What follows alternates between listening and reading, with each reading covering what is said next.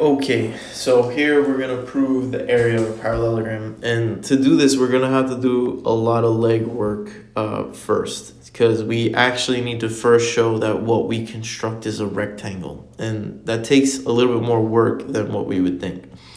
So the first thing is that I'm gonna take this point right here, and in a parallelogram, there's guaranteed you could do this point to this side over here, but it's not, it doesn't matter. But I'm going to do this point to this side down here. So to this point to this side down here, there definitely exists a line that's perpendicular to the bottom point.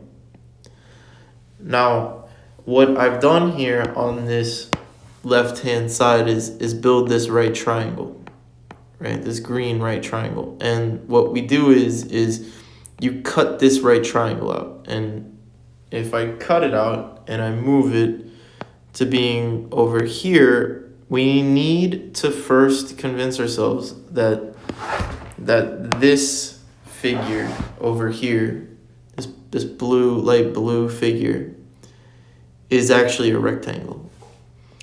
And that actually takes a little bit more work than what you would think. It looks like, oh yeah, you fit it in, it's clearly a rectangle. But what would be the things that we would need to show that it's a rectangle? The first thing that we need to say is we need to say something a little weird, right?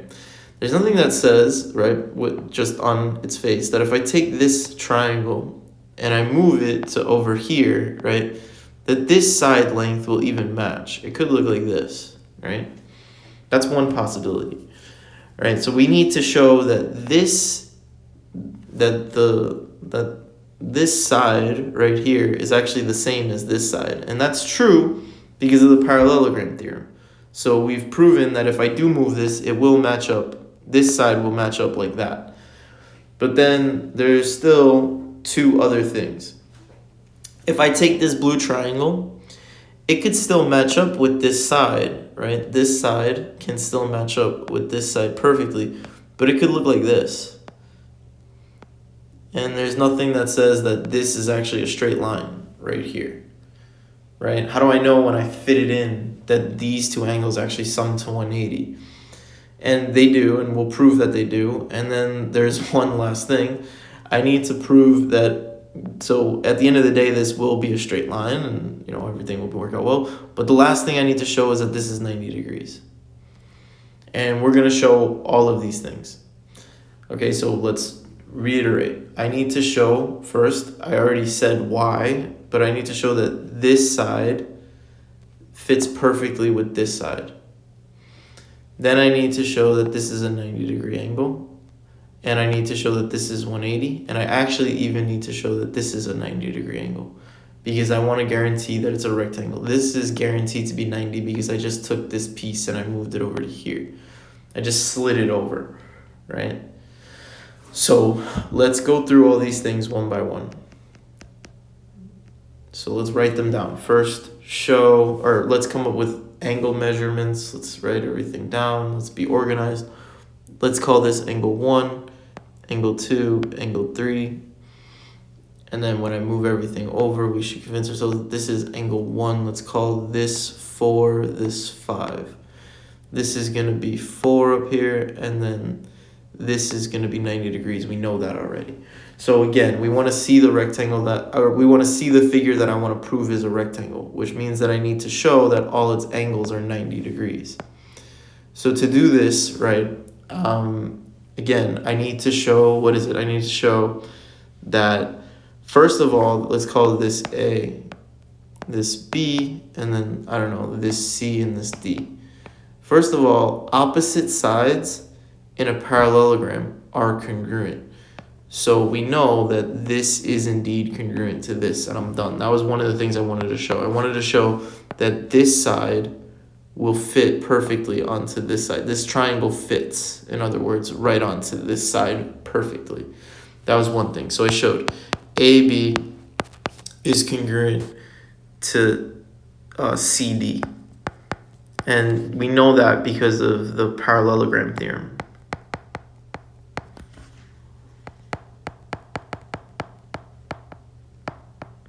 Which states that opposite sides in a parallelogram are congruent. The next thing I want to show is I want to show that measure of angle 5 is 90 degrees. Why is this one true? So angle 5 is 90 degrees. Why? Well, let's look at this line. We know it's a parallelogram, so I know that this line is parallel to this line. Then I know that this is 90 degrees by my construction. From C, I drew this line going down that was purposefully perpendicular to this line. So this angle right here is alternate interior with 5. And that's alternate interior angles theorem. Right, well, alternate interior angles theorem. Alternate interior angles theorem. Yeah. Still don't like it. Okay. And then I have, so that's 90 degrees, 3. The next thing I want to show is that I will have 1 plus 3 equal to 180. Now that's a little bit more tricky, but we can still do it. Okay, so let's do measure. Let's say I want to show measure of 1 plus measure of 3 equals 180 degrees. I want to guarantee that this is a straight line.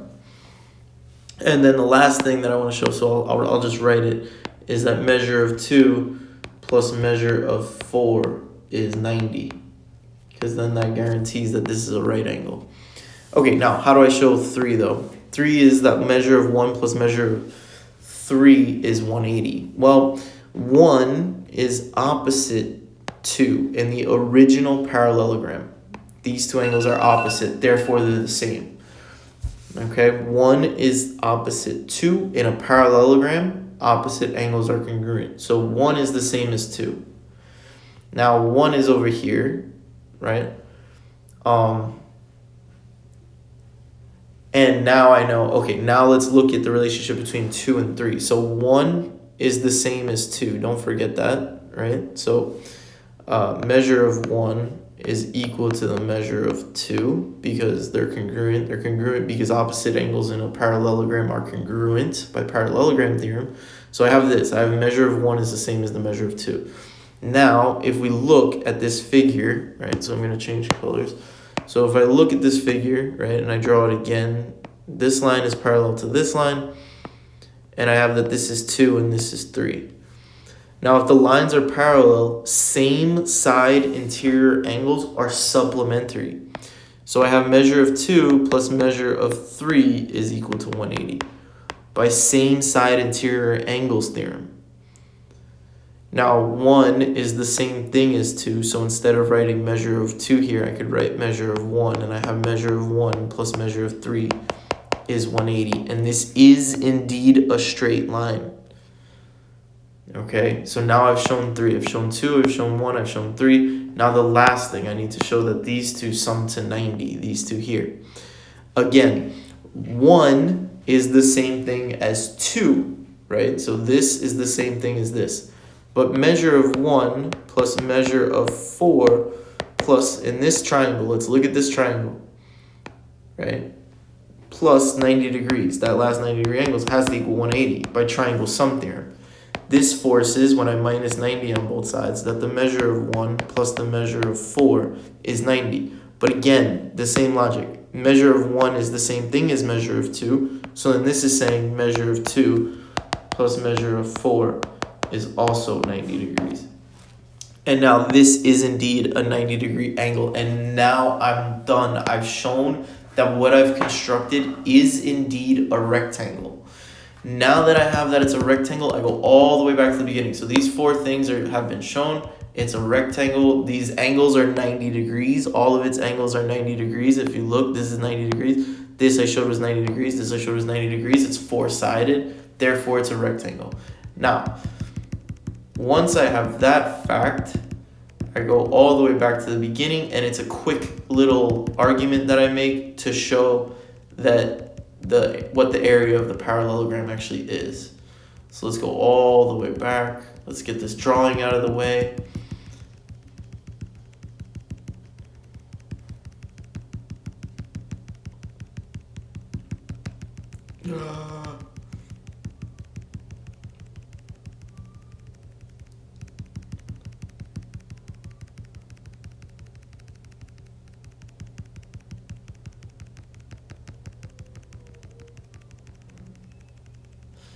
Okay, and let's make it a little bit more simple. That's fine. Okay, now again, I took this triangle out. Imagine taking it out and moving it to over here.